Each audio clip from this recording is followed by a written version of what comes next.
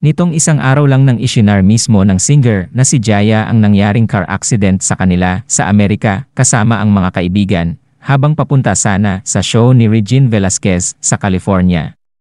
Isang araw matapos ang aksidente ay nagsalita na si Jaya para ikwento ang kabuuang pangyayari. Panoorin ang video. Hello guys. Hey guys. Oh, there's 220 already, and it's only been how many seconds? Hello everyone. To those who are on with me right now sa live, thank you very much. I wanted to do a video explaining what happened to us yesterday. Una sa lahat, to God be the glory. Everything is okay. It's kind of like a long story, but the accident yesterday was really just one crazy incident. Teka, kahapon ba yun? Ayan na, yung memory ko nawawala na. Anyways, I just wanted to explain anong nangyari. I had a gig in Sacramento nung Saturday. And after that, it was decision that we said we were gonna go watch Regine watch her sa casino sa Grayton or 1 o'clock ng hapon. Feeling ko nga malilate pa kami. And it's really been crazy here in California kasi maulan. The rain has been non-stop nung time na yon. But for some reason, nag-stop yung rain while we were driving. Then, as we were driving, Dr. Weber, my dentist, were hit in the back unexpectedly.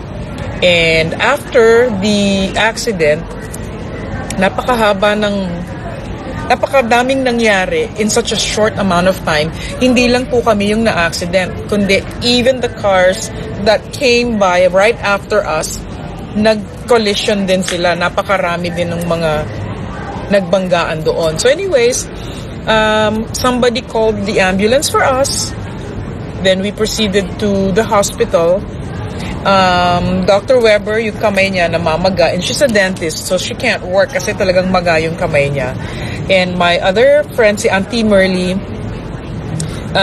now is in the hospital still kasi nag-bleed sa loob ng brain niya, and it's hard because she does anong tawag nun? Yung naku, ano ba yan?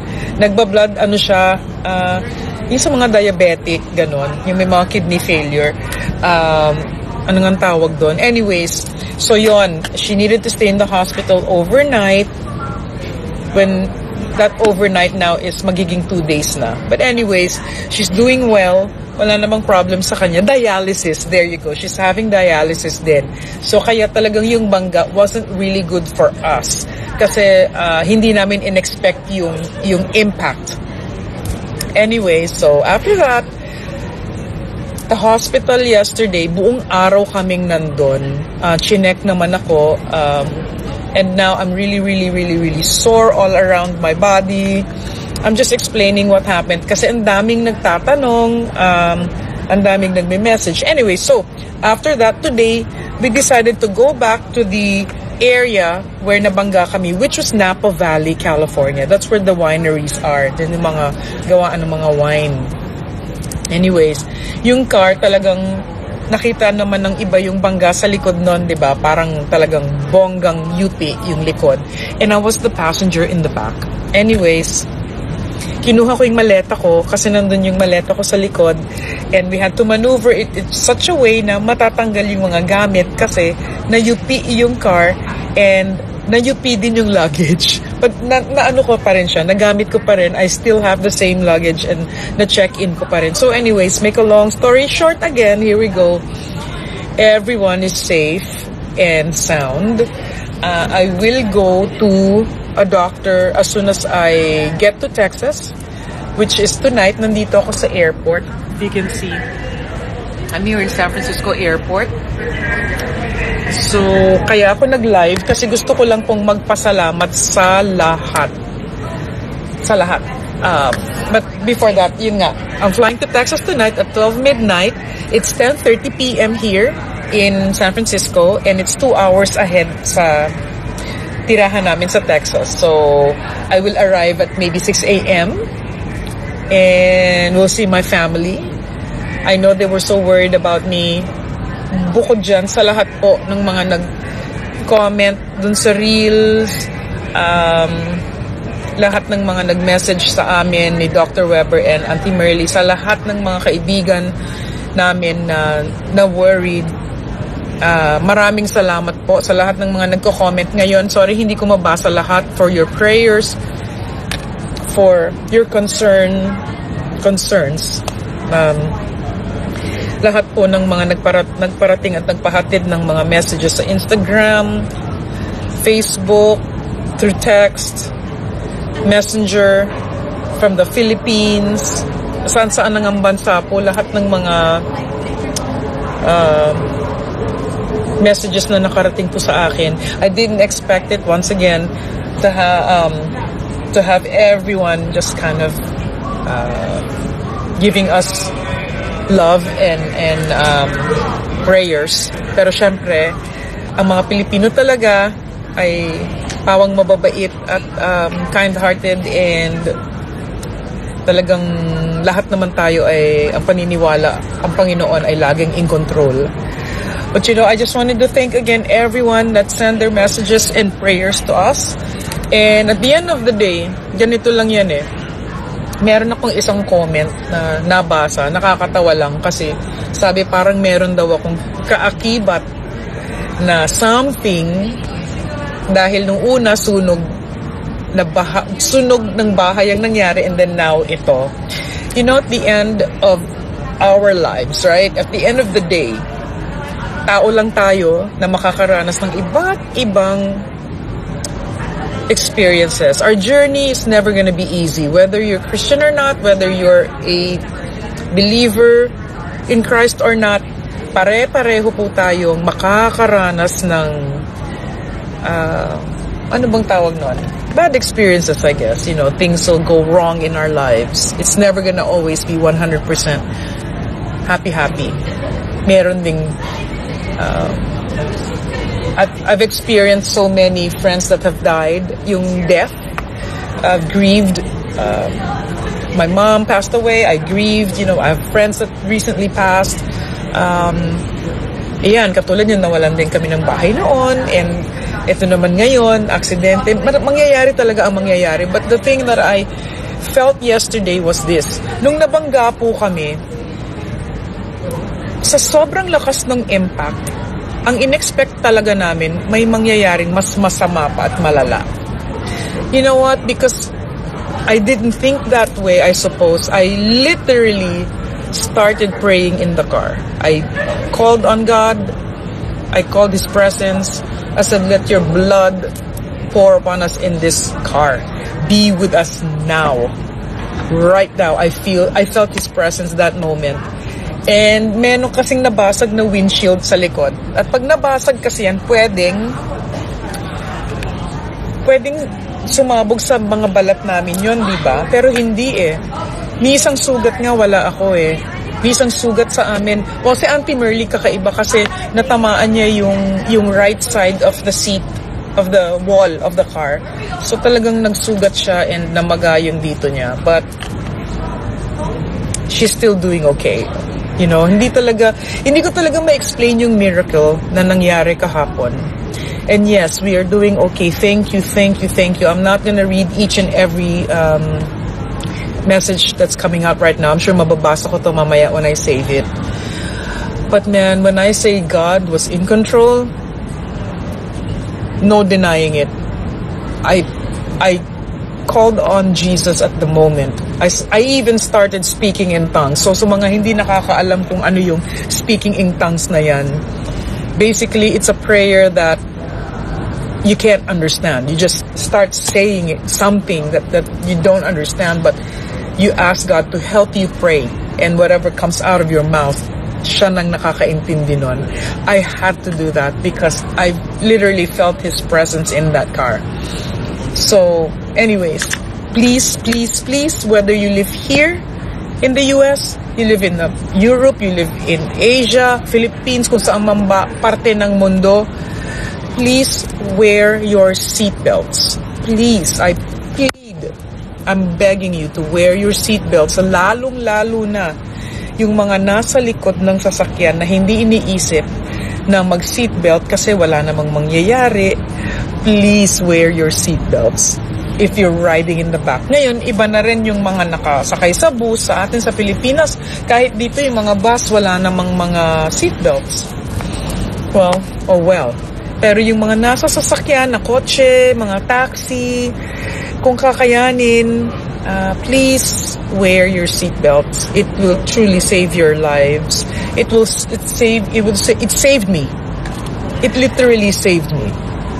And I know that I never wear the seatbelts in the back, but for 2 days since this whole week that I've been here, wow, hindi ko naman matanggal sa isip ko, mag-seatbelt ka nga. So kinakabit ko yung seatbelt palagi. And pray before you leave your homes. Sandali lang, di naman sinabi ni Lord, magdasal kayo ng napakahabang tawag nito, yung parang nobena na yung kinadasal ninyo. You know, God never asks us to pray too long. You know, it's just call on Him, thank Him, i-dedicate nyo yung araw nyo sa Kanya to protect you when you leave the house and when you come back and on your way home. Simpleng prayers lang. It will truly, truly make a difference. Promise. I'm so thankful right now. You have no idea. I think I'm still in shock kasi hindi pa ako nakakaiyak. Gustong-gusto ko sana umiyak kahapon nung nangyari yung bangga pero hindi ko magawa. And like I said, so hindi ko yata nakwento, I was supposed to watch Regine's concert. I was supposed to watch her concert. Tapos hindi ko na nga nagawa dahil nasa hospital na kami. So sinabi ko dun sa mga kaibigan ko na nandun mag-perform, si Songbird Jessie, si Garth Garcia, they were all messaging and all of that. Sabi ko, wag niyong sabihin kay Regine na may nangyari. Sabihin niyo na lang after. Yun na nga, ang nangyari, nalaman niya because she was on Instagram. So, siya na mismo nagsabi, ano nangyari, Mare? I couldn't even believe that nalaman niya before I even, kasi nagsabi ako, wag niyo nang sabihin. So, we talked, and then when I talked to her, dun ako medyo naiyak. Kasi na-frustrate siguro ako and bumaba na yung adrenaline. So, nasabi ko na parang, I'm so sorry, hindi ako nakarating. Anyways, we had a very good talk prior to the accident. Actually, 2 days na kaming we were messaging and then nag-usap na kami the day before the accident. So, anyways, maraming salamat for your prayers. Hindi ko na patatagalin ito, but I love you all. I know I'm looking and I'm kind of peeking doon sa mga, hey, Tim Pavino, I'm peeking through all of the different messages and comments. Maraming salamat pong muli sa inyong care. Don't worry, I am going to be going back home. Babalik tayo dyan sa Pilipinas and we will plan everything para makapag-perform dyan. And yun lang. Maraming salamat. God bless all of you. Please be safe in your journey. Kung ano man ang pinagdadaanan ninyo, remember that God loves you.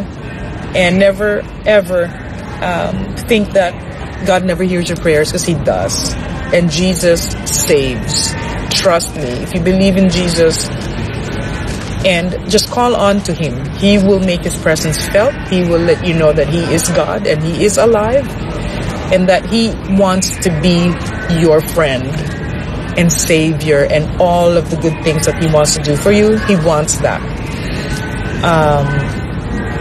I know I'm not perfect. I know that marami pa rin akong dapat baguhin sa sarili ko. But being aware that Jesus is my Savior and that I accepted Him to lead me and lead my life.